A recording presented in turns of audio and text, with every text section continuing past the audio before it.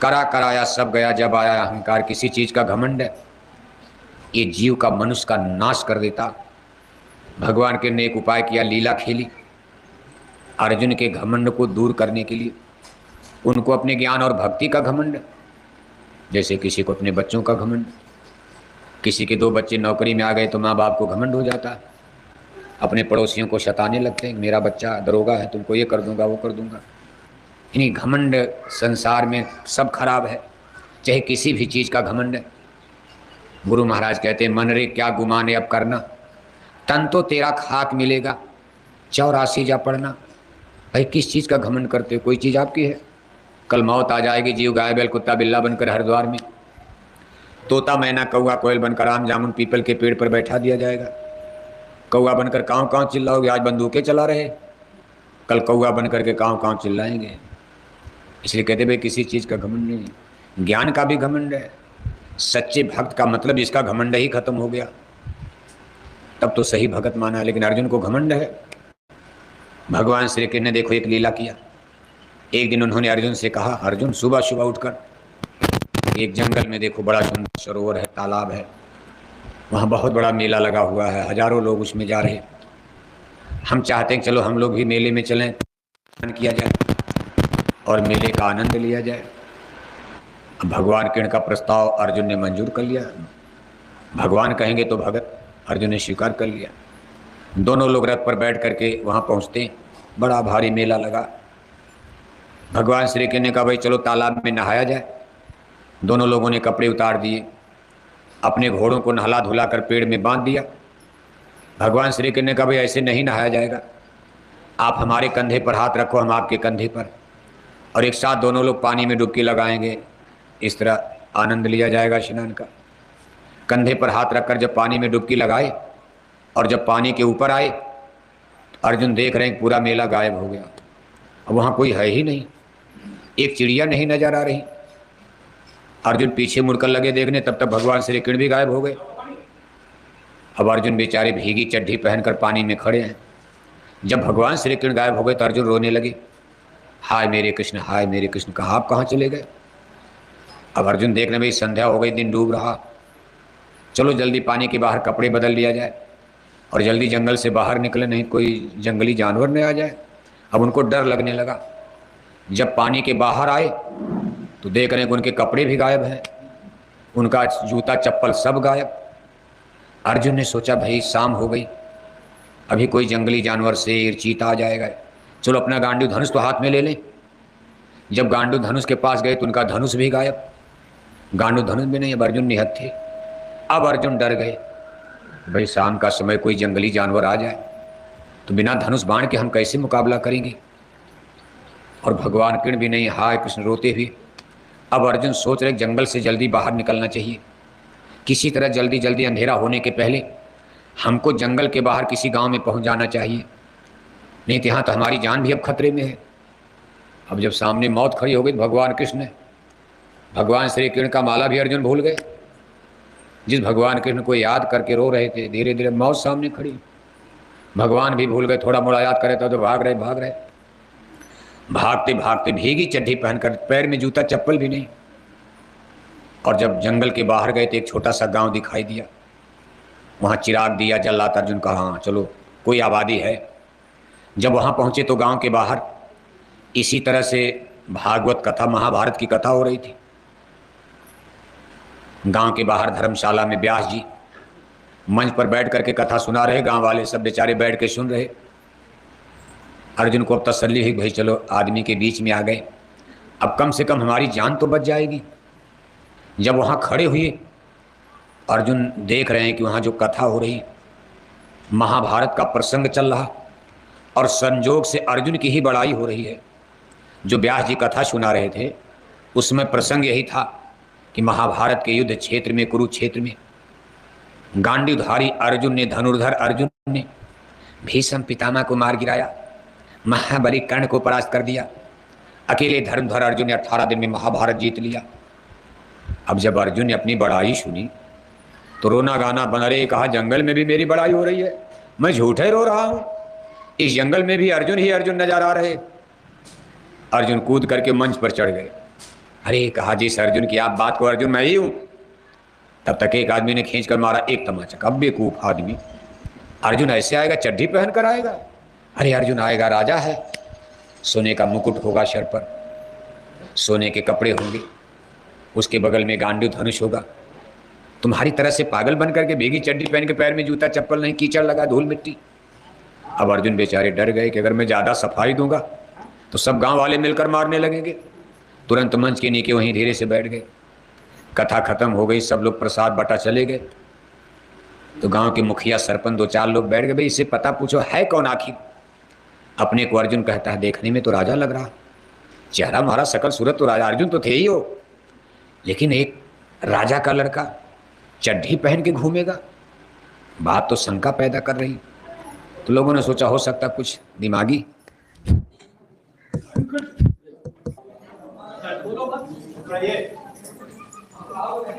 गांव की पंचायत में गांव वालों ने निर्णय लिया, सुनाई दे रहा है ना, थोड़ा और आओ, एक तो कान के बहरे पीछे एकदम बैठे हो आप, बुढ़े लोग तो आगे आ जाओ, बुढ़ों का कान तो कमजोर हो जाता है। तो गांव वालों ने सोचा भाई मान लो अगर किसी राजा का ही लड़का होगा, हो सकता घर से भटक गया हो, चलो इसको एक आध हफ्ते ही खाने पीने का इंतजाम कर दो धर्मशाला शराय में, बेचारा फिर अपने घर वापस हो जाएगा। अब गांव के लोगों ने चंदा चुटकी दे करके उनका इंतजाम कर दिया, रहने लगे। एक हफ्ता एक महीना बीता।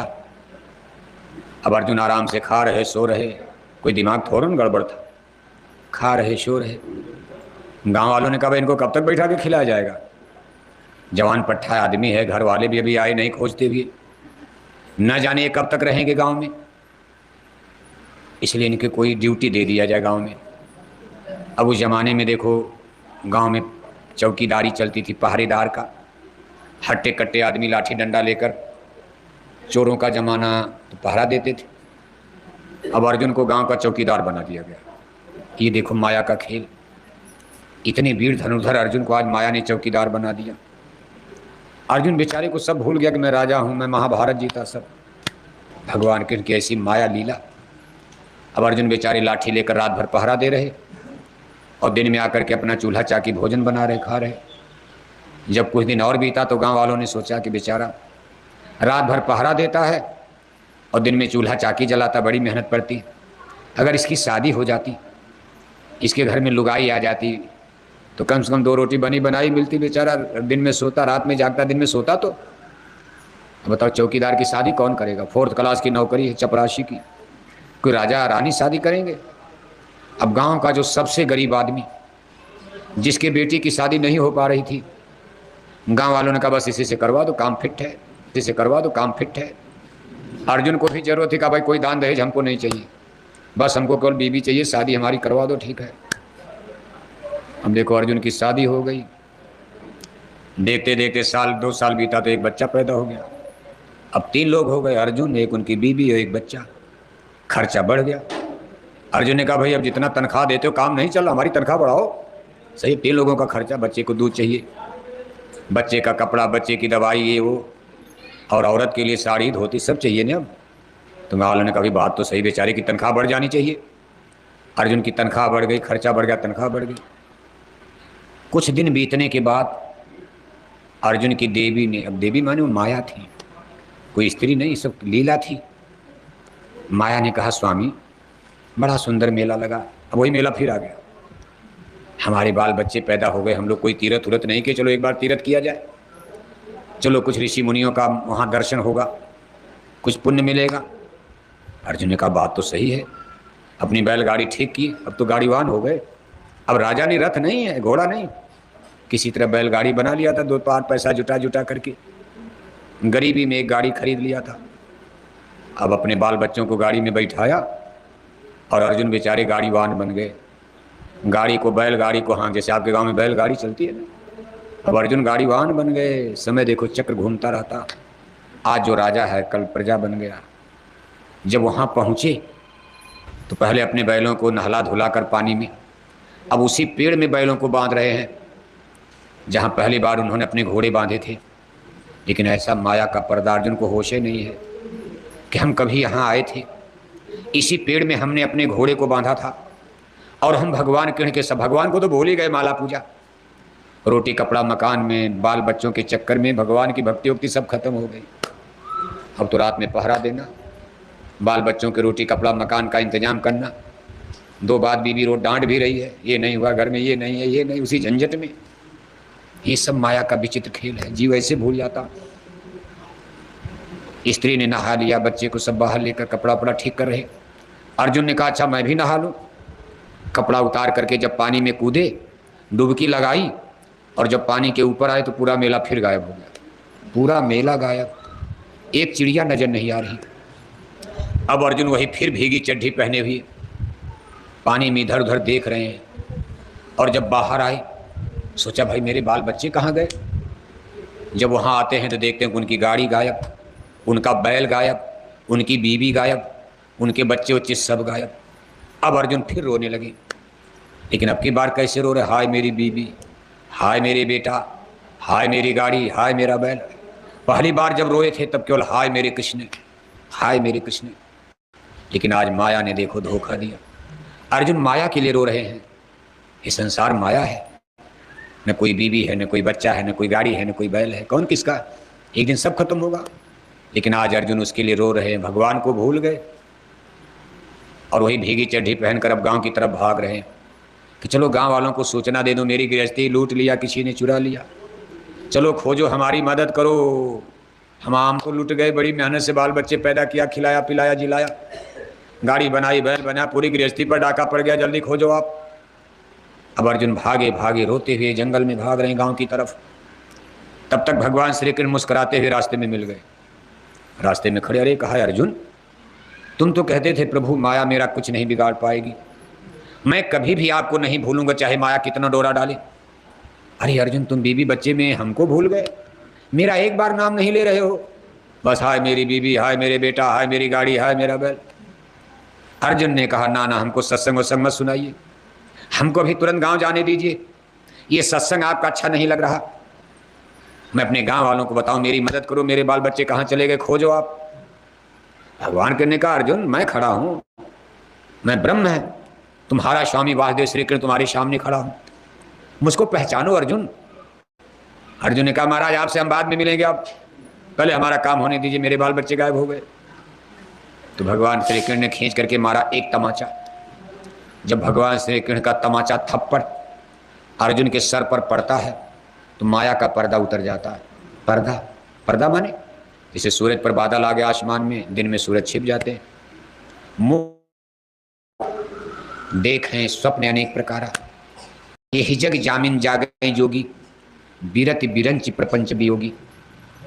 इस जगत में जिस दिन जीव जन्म लेता है, भूम परत भा ढाबर पानी, तिम जीव हिमाया लिपटानी। यानी बादल की तरह से, कोहरे की तरह से जीवात्मा जहाँ बैठाई गई दोनों आंखों के बीच में, जिस रास्ते जीव माँ के गर्भ में आया ब्रह्मांड से, यहाँ माया चादर तान देती, अज्ञान का बादल दीवाल बना देती। जब भगवान श्री कृष्ण का तमाचा पड़ा, अर्जुन का देखो माया का पर्दा उतर जाता, अर्जुन चेतना अवस्था में जाग जाते, होश आ जाता।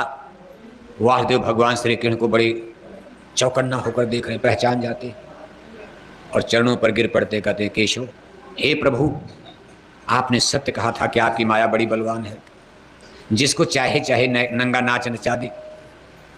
इसने बड़े बड़े ऋषि मुनियों की मट्टी पलीत कर दिया, श्रृंगी को भृंगी कई डारेस, नारद के पीछे पड़ गए पछाड़, पूजा करत गोरख जी को लूटा, निवृष को लूट लिया हलवा खिलाए। हे प्रभु माया बड़ी बलवान। भगवान श्री कृष्ण ने कहा अर्जुन यही तो मैं कह रहा था, तुम घमंड कर रहे थे, माया से पाला पड़ा तुमको माया ने हरा दिया, तुम हार गए, तुम अपने भगवान को ही भूल गए। बताओ आप, अगर आज मैं तुमको इस माया से न निकालता तो तुम इसी तरह रोते गाते अपना जीवन नष्ट कर लेते। अंत में बीवी बच्चे तो सब मरी जाएंगे, तो संसार खत्म, तुम भी मर जाओगे, ये शरीर भी नष्ट हो जाएगी, चाहे कितना सुंदर आदमी हो। सूरज की तरह से चमकता चेहरा, सोने की तरह चमकती काया शरीर, एक दिन आग में जलकर मुट्ठी भर राख बन जाएगी, मिट्टी मिट्टी में मिलकर मिट्टी बन जाता। इस संसार में सत्य कुछ नहीं है, लेकिन फिर भी सत्य नजर आता। जो शक्ति हमको इस झूठ को सत्य में बदलकर अनुभव कराती, इसी प्रबल शक्ति को माया कहा जाता है। हमारी